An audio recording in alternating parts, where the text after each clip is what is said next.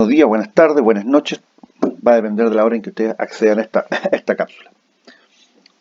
Lo que voy a hacer en esta clase es analizar con ustedes algunos casos en los cuales nuestros tribunales de justicia han aceptado la indemnización por daño moral en sede contractual. Para introducirlos a la pregunta clave: ¿procede o no procede la indemnización por daño moral en sede contractual con carácter general o con carácter excepcional? Les voy a plantear una situación que yo estoy viendo en este minuto para que ustedes, al final de la clase, de esta clase, ustedes puedan responderse a sí mismos si procede o no procede en ese caso concreto la indemnización por daño moral. ¿Cuál es el caso? El año 2018, dos personas habrían suscrito un contrato en virtud de la cual una le encargó a la otra la realización de unos trabajos en un predio, asociados principalmente a nivelación de camino, construcción de puentes al interior del campo, una especie de pequeño tranque, emparejamiento de suelos, o sea, principalmente obras que requieren máquinas motoniveladoras, que requieren algunos trabajos por ahí, algunos destronques de árboles, etcétera, etcétera. Bueno, el conflicto hoy día es el siguiente. El contratista dice: mire, no me pagaron el precio que yo cobré, y este incumplimiento contractual me ha causado a mí un daño emergente y preciso un monto, pero además me ha causado un daño moral. Y por daño moral está reclamando 41 millones de pesos. Entonces, yo estoy en este minuto trabajando en la contestación de la demanda, y un aspecto que yo ya dejé resuelto es, a mi entender, la temática del daño moral.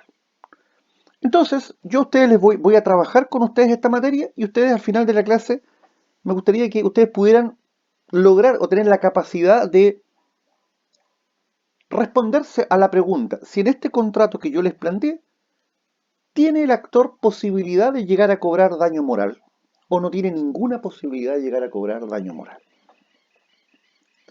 Entonces, analicemos la jurisprudencia que dio pie a la indemnización por daño moral para luego hacernos claramente la pregunta sobre en qué casos procede la indemnización por el daño moral.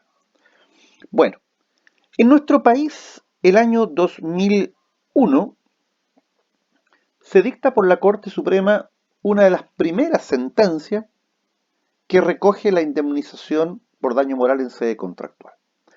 ¿Cuál fue el caso? Una persona celebró con un laboratorio un contrato de prestación de servicios, en virtud del cual el laboratorio tenía que determinar cuál es la situación de esa persona a partir del examen de sangre que realizó. ¿Cuál fue el punto? El laboratorio concluye que la persona padece o es portadora del VIH. ¿Qué fue lo que pasó aquí? La persona perdió su trabajo, perdió su familia, perdió sus amigos. Porque esto había ocurrido en la década de los 90. El punto es que pasaron los años y nunca la enfermedad se le manifestó. Y al cabo de 4 años se realiza un examen y este concluye que la persona nunca había tenido ni había sido portadora del VIH. ¿Qué es lo que hace este señor? Demanda por responsabilidad civil contractual, indemnización de perjuicios por daño moral al laboratorio. La Corte Suprema, en un fallo 4.1, establece la procedencia del daño moral contractual.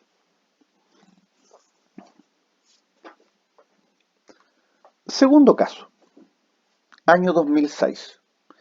Esto ocurre en una clínica en Antofagasta. Este es un contrato de prestación de servicios médicos, en virtud de la cual un médico asumió el deber u obligación de extraerle a una paciente un dispositivo intrauterino, que ustedes saben es un mecanismo o un método, más bien dicho, anticonceptivo. La persona ingresó a la clínica de Antofagasta y se inicia el procedimiento por vía laparoscópica, laparoscopía ginecológica.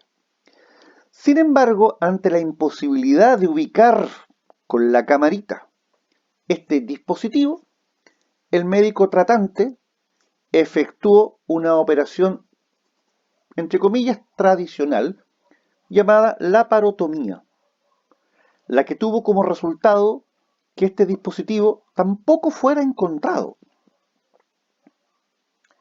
Luego se realizó la paciente una radiografía que confirmó claramente que el aparato no estaba en su cuerpo. O sea, es posible, en consecuencia, que ella lo haya expulsado naturalmente.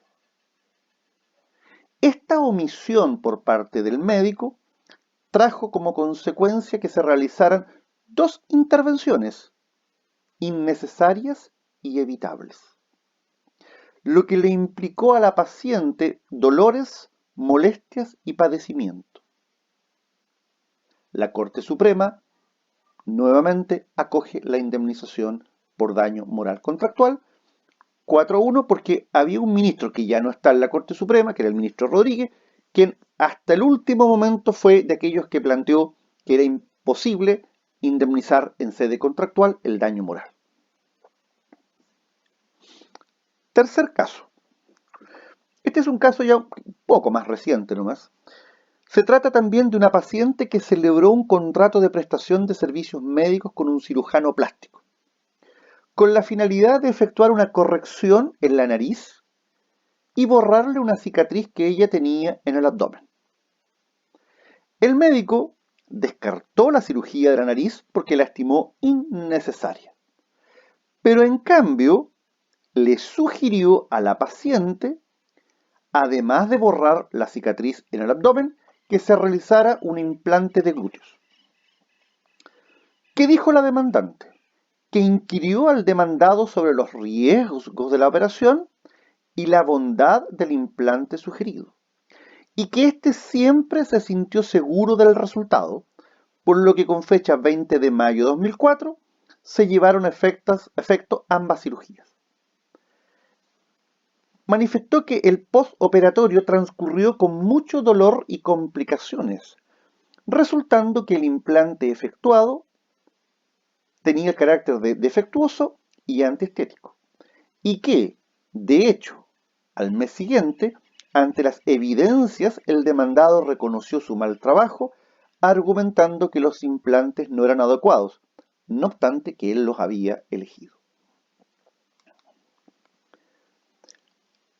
La demandante consultó la opinión de otros dos profesionales, quienes coincidieron en que el trabajo del demandado había sido defectuoso y que era imperioso remover las prótesis instaladas, en tanto que la técnica usada en la resección de la cicatriz del abdomen no era la adecuada para su tipo de piel. Por lo tanto, otro médico retiró los implantes que había puesto el demandado, quedando dos bolsas de piel muy sueltas, que era necesario llenar con otros dos implantes de menor volumen, pero que no fue posible por las condiciones en que había quedado el área del cuerpo intervenido, por lo que requería de rehabilitación previa, la que no podía hacer hasta esa fecha por razones económicas. El tribunal acogió el daño moral y condenó al profesional al pago de 7 millones de pesos. Entonces, esto a nosotros nos debe llevar a plantearnos cuáles son los límites en que debe marcarse la reparación del daño moral en el ámbito contractual. Aquí yo les diría que hay dos opiniones doctrinarias que nosotros tenemos que ser capaces de conocer y recoger y sobre todo de analizar.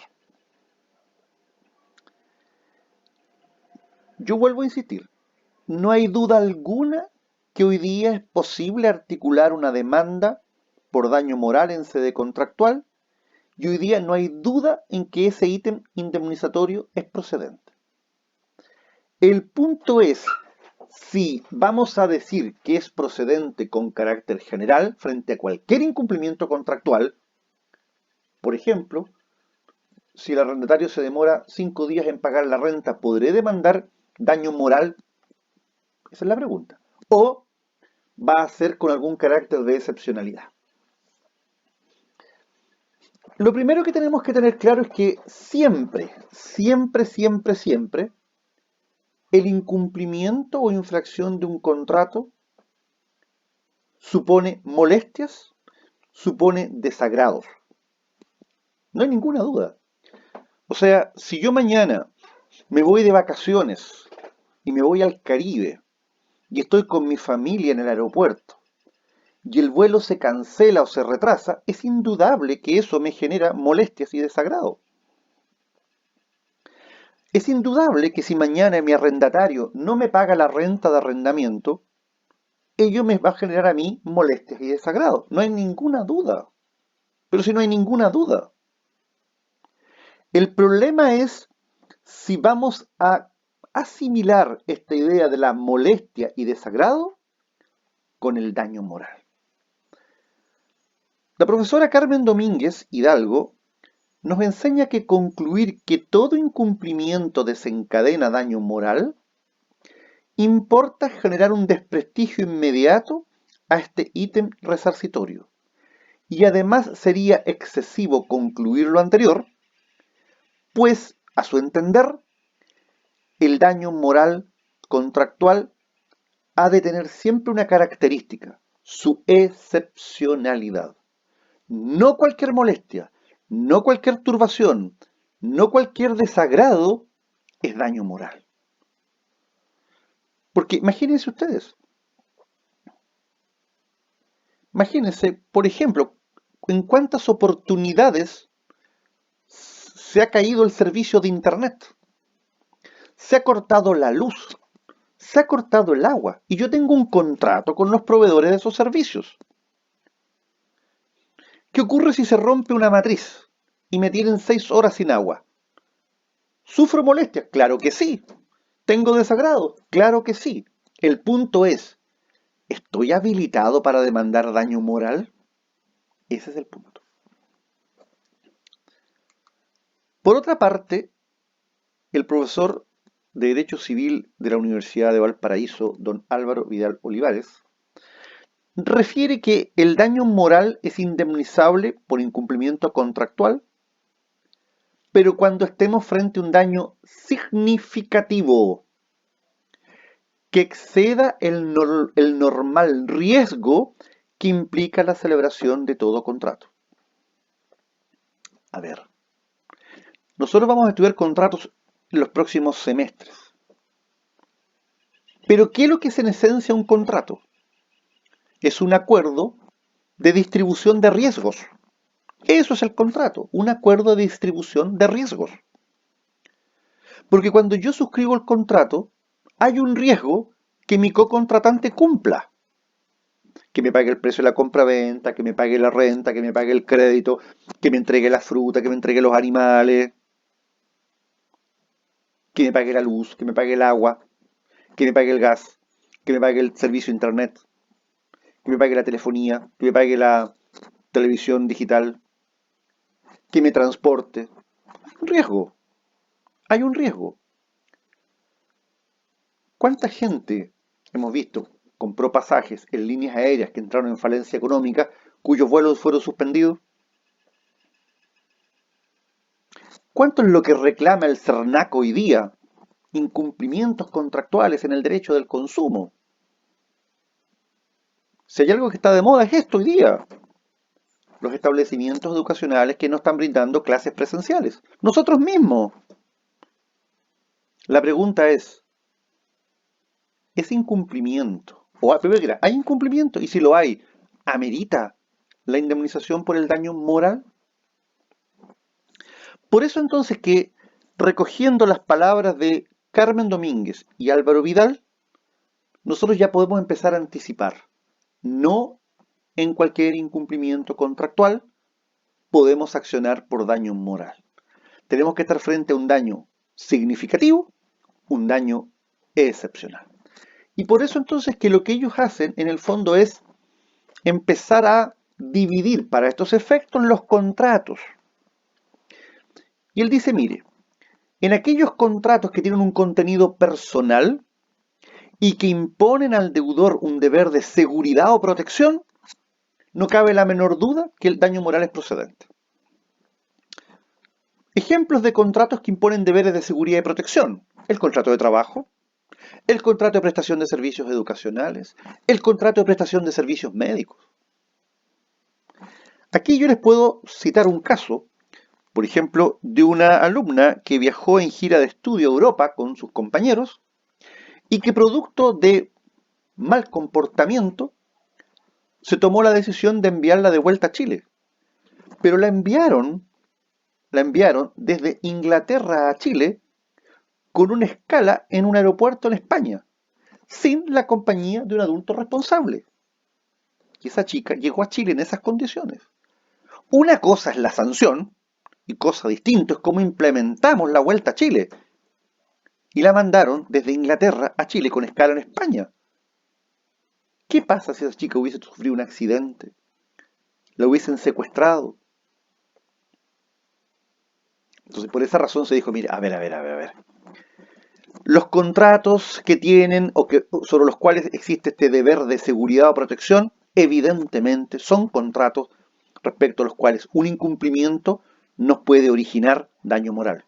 Lo mismo, hay otro caso en que se condenó al hospital de la Universidad Católica porque en el tratamiento postoperatorio de un paciente, este sufrió una infección intrahospitalaria con la famosa bacteria Staphylococcus aureus multiresistente, y donde se dice, mire, el hospital incumplió el deber de cuidado durante el tratamiento de tal infección. O si el paciente se cae desde la cama donde está postrado. Entonces, por lo tanto, excepcionalidad, significación, contratos que imponen deberes de seguridad o protección.